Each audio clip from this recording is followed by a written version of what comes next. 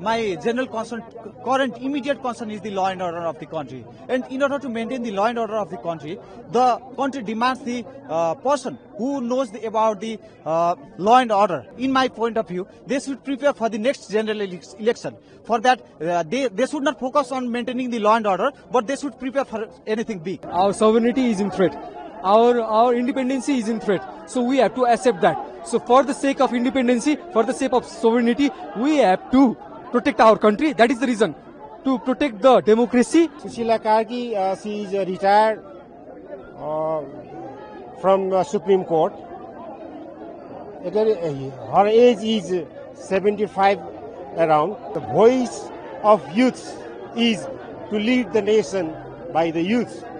So, by the way, the youth, the latest they need. My general concern, current immediate concern is the law and order of the country. And in order to maintain the law and order of the country demands the person who knows about the law and order. And current Chief Justice Sushila Karki is the right option, I think that.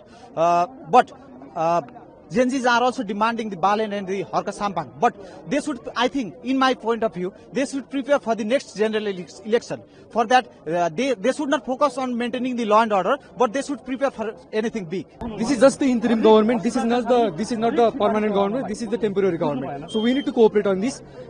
So we have a threat in our country. We have to accept that. Our sovereignty is in threat.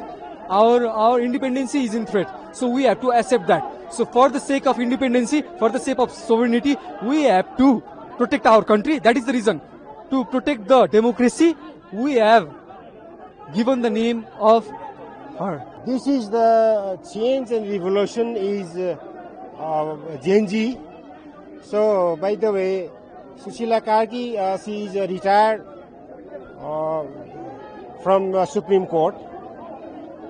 Her age is 75 around.